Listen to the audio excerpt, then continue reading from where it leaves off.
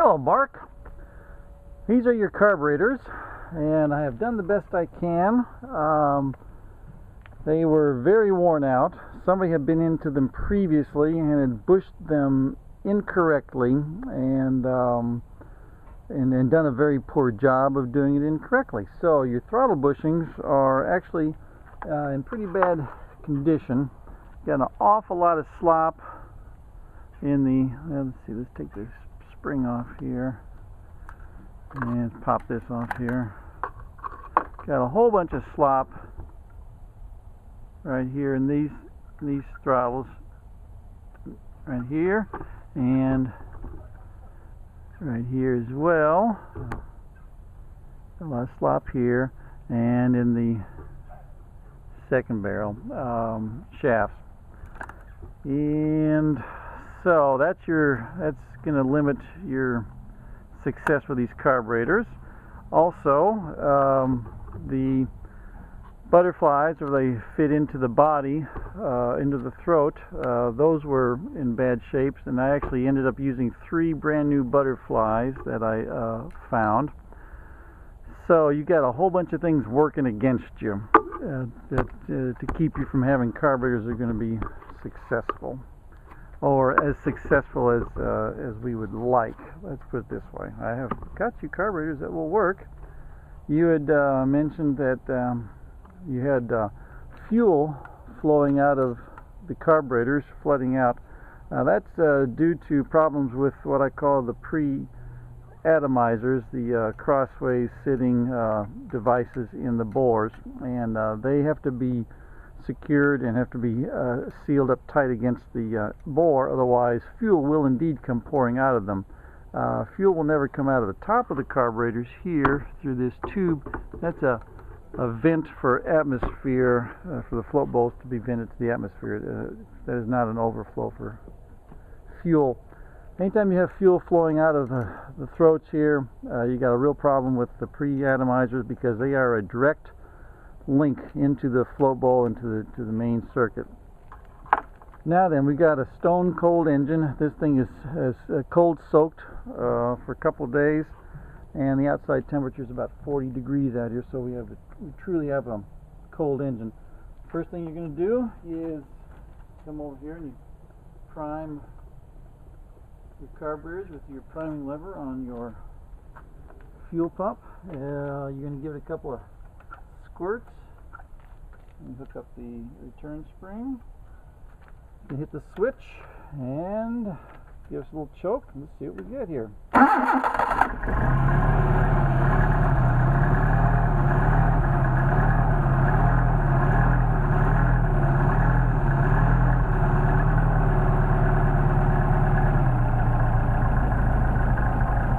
Now we got a real nice idle as it warms up, but that idle is going to increase as the carburetors heat up.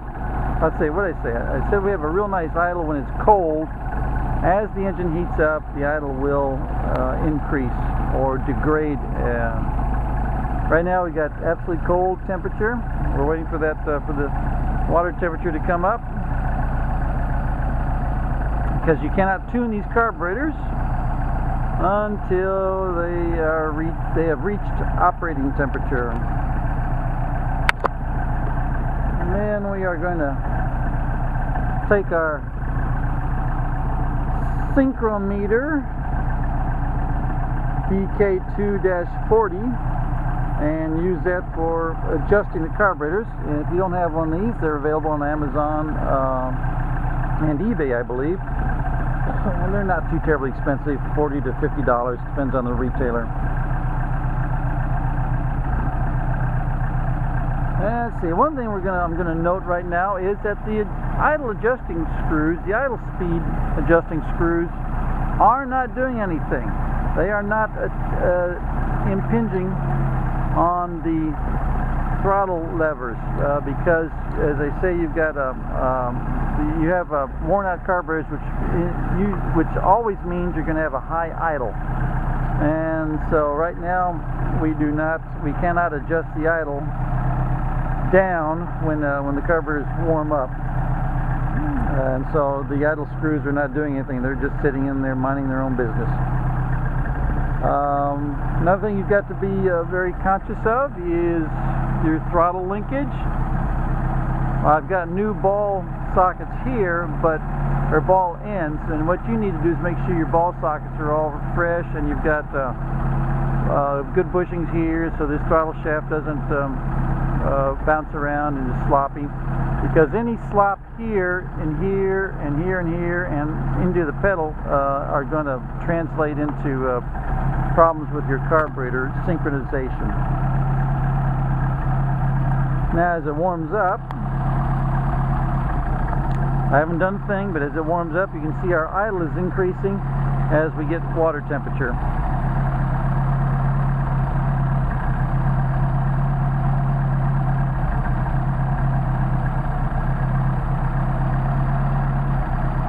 Another thing to pay attention to is that anytime you adjust these carburetors, you're going to do it by unsnapping throttle linkage so that each carburetor is running independently of each other, and no throttle linkage is impinging on your adjustments. Not only after you've adjusted everything will you then snap on the throttle linkage and make sure it's properly adjusted.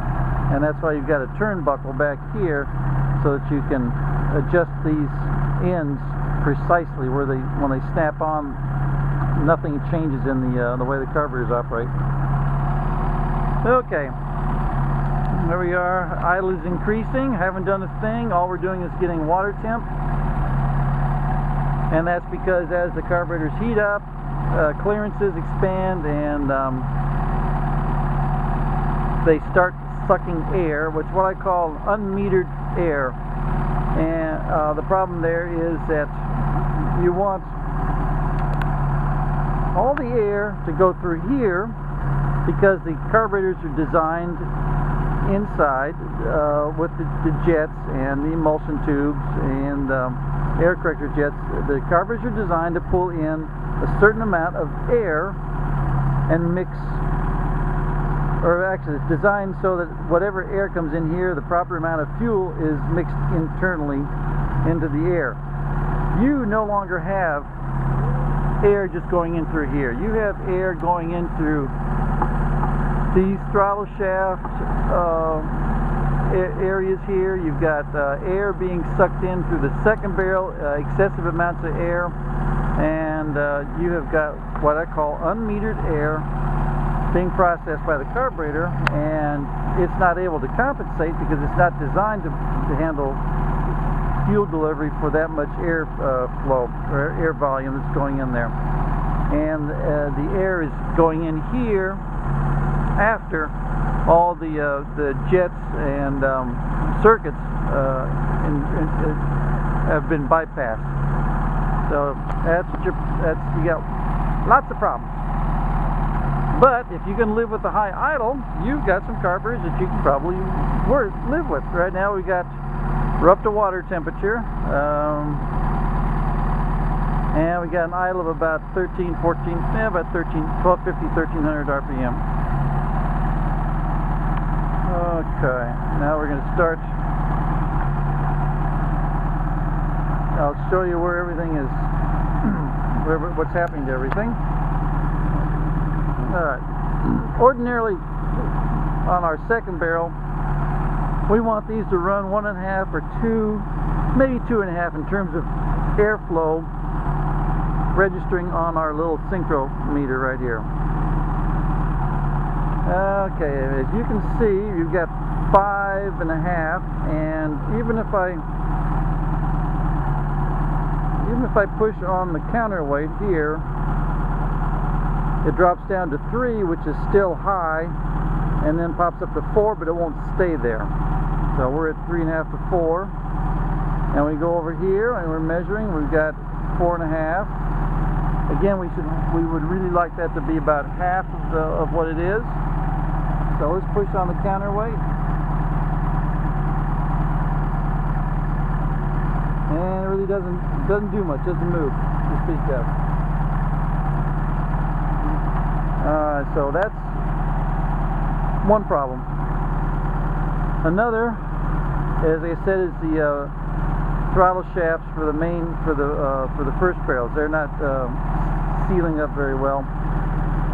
And what we'll try and do is show you what I'm talking about here. So I'm trying to pull up on this throttle linkage, and on this one here,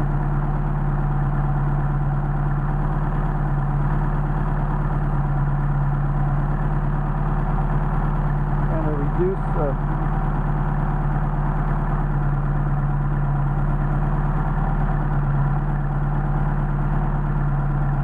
trying to get these to seal up. Now you see, if I put some extra pressure on them, I dropped about 100, 200 RPM. Maybe you can hear the difference.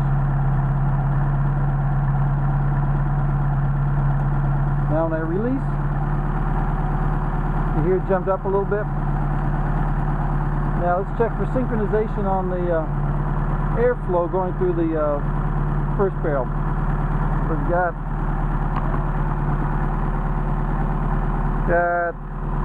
6.5 here, got 8 there.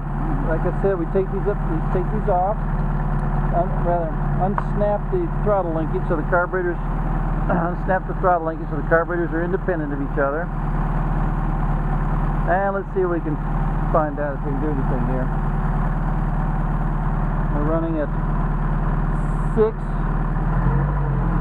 So if I pull on that linkage right there, I can get it down to about, I hung up on the camera. Okay, we're down to about 6 right there. Leave that alone. We'll go over here. Pull an 8 right there.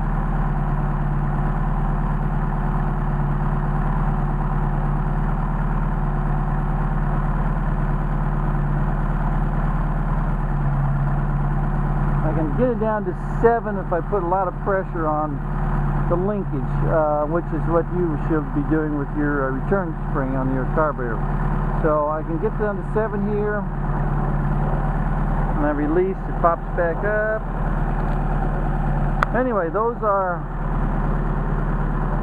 as close to adjusted as they're going to be, and which is not really terribly adjusted, but there's not much we can do about that.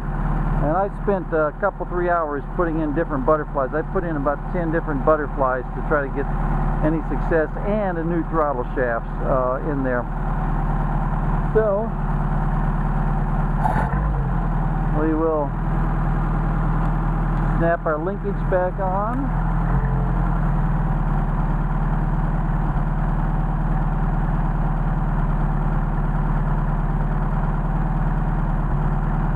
Making sure that when we snap our linkage back on, nothing changes in terms of idle. And it didn't. We're still idling at about 1400.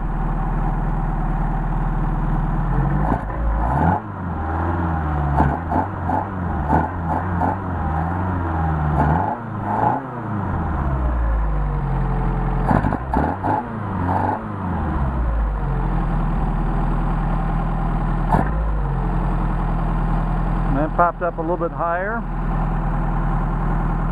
So the problem is we're just processing too much air through here. See what happens when I choke the air down here?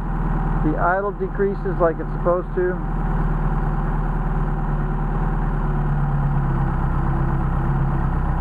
See, now we got decent idle because we're supposed to idle on the first barrel of each carburetor, not the second barrel.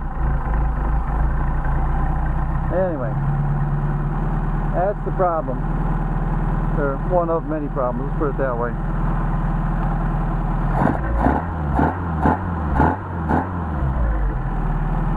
So, Mark, that's about as good as it's going to get.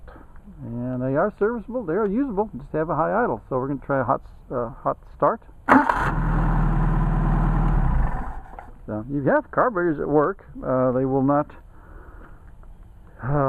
drip fuel out while you're running. The only reason they were dripping fuel here was because I had artificially induced a vacuum right there. And if you have a good stronger throttle return spring than I do, it will bring the idle down. If I put pressure on it, I can get the idle down to about 1300. So